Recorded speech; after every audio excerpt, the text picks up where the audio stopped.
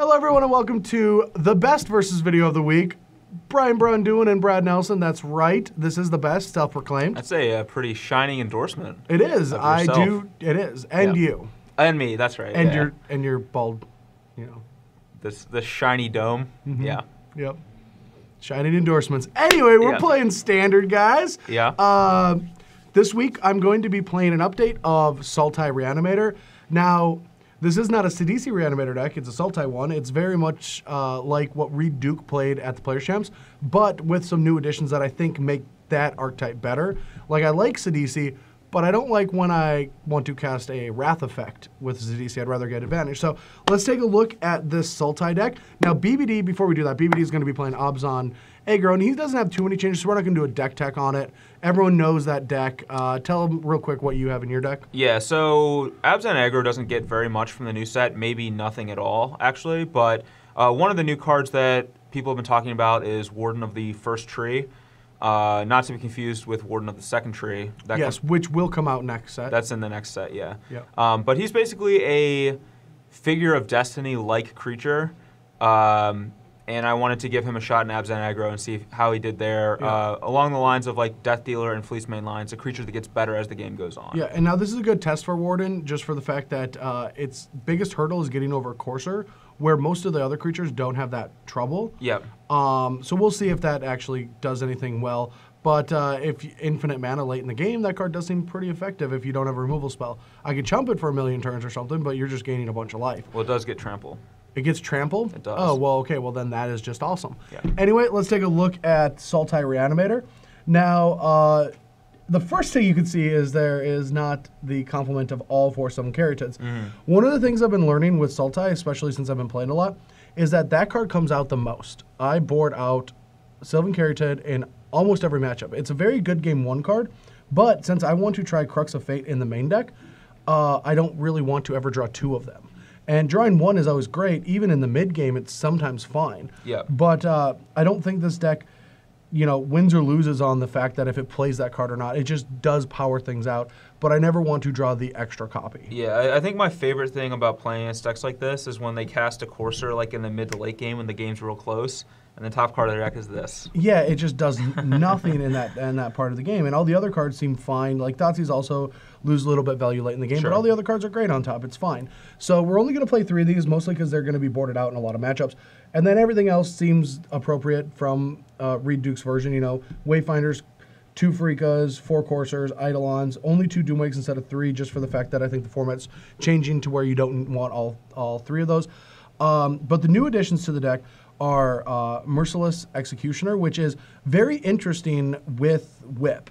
Now, it's just a 3/1 for 3 that when it comes to play, each player sacrifices a creature. Now, I could of course sacrifice a Satyr Wayfinder or a token just to keep the 3/1 body. Yeah. But the reason it's in the deck is because Heroic does look like it's going to have really good early starts, where this just gets around God's Willing and Valorous Strength or Valorous Stance. Yep. But the benefit to this card late game is I can whip it back, and I have like a Chainer's Edict effect, where when the games are getting really attrition-y and you just have like a Fleece main line, that's monsters, now I can kill that, which is really cool, and that's like a big thing you want when you have a Crux of Fate. Like, there are just indestructible permanents that you want to get rid of, and what you can Wrath and then Merciless Executioner and get rid of it. The reason that the Eidolons are in here over the Sidisis is because I want to be a Crux of Fate deck, and I want to be a more controlling deck, because the beginning of formats, usually there's a lot more aggression. And Sidisi is a great card, and it doesn't mean that I'm not going to move on to it, but this is the thought experiment. Does this deck work better with Crux of Fate in the old style Reed Duke deck? Everything else is kind of the same. My mana base, I've changed it a little bit. It's not the one that I played in the Players' Champs or that Reed Duke played. There's a couple things from both decks that are in here. Like, I'm trying the 1 Nykthos. He was playing 2. I think 1's great. I'm playing 24 lands instead of the 4th Sylvan, so when I board them out, I always want to have 24 lands in my deck. Yeah, that makes sense. And I still have my fetch lands and my Evolving Wilds because I've been a big fan of this card. I have 1 extra coming to play tap land than what I was usually playing, but we're still at 9, which should be fine for this type of deck. But anything you want to add to this? I mean, it looks like you're like a little bit slower, but you have this to catch you back up, so I think it's fine to play more common to play tap lands. And even something like turn 1 tap land, turn 2 Thoughtseize tap land's like a good start. Yeah, I mean, the deck has a little bit more removal than it usually does, adding the Crux of Fates, and it's more designed to have a bigger late game. So I'm curious to see what it looks like, especially in this matchup. I think it's going to be a good one. But let's take a quick look at the sideboard, because that is also pretty interesting, and then we'll get to battles. All right, so in the sideboard, there's a lot of similarities to Reed's list, and this isn't from laziness. I loved all these numbers. I worked a lot on this deck before I brought it in, but I do like the 1 Treasure Cruise, the 2 Read the Bones, the 1 Kiora, because this card is good against Abzan, aggro, heroic, and control decks as just a source of card advantage. A second Hero's Downfall whenever we play against Planeswalkers, but after sideboard, I do have a bunch of negates and strokes. So any Planeswalker type matchup, I don't feel like we need to lean on a ton of downfalls, so I only want to have access to another one. 1 Bioblight to help against any tokens.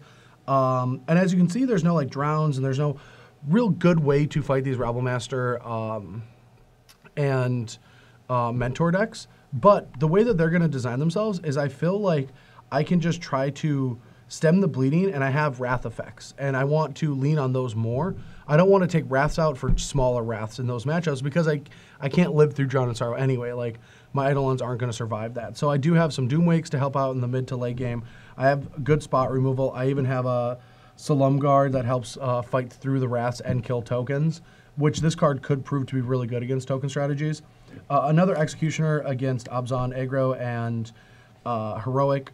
And that's about it. On 2 Reclamation Stage, because I'm in love with this card in these Whip Mirrors. It's good against Ascendancy, stuff like that. So you could play Sultai Charms over these, but I do like the bodies just because they're relevant with your own whips. Yeah, you can whip them back. You can't whip back a Sultai Charm. Exactly. And so I like having effects that when I mill them on accident with my Wayfinders that I can get value back from them. Yeah, I mean, it's like the classic, you know, old school junk reanimator strategy where you didn't want to have too many cards that weren't creatures because of unburial rights, and it's kind of the same thing with whip. You don't want to have too many non-creature cards, or like your whips just don't do anything. Yep, exactly. But yeah, so that's the Sultai reanimator deck that I'm going to be playing today.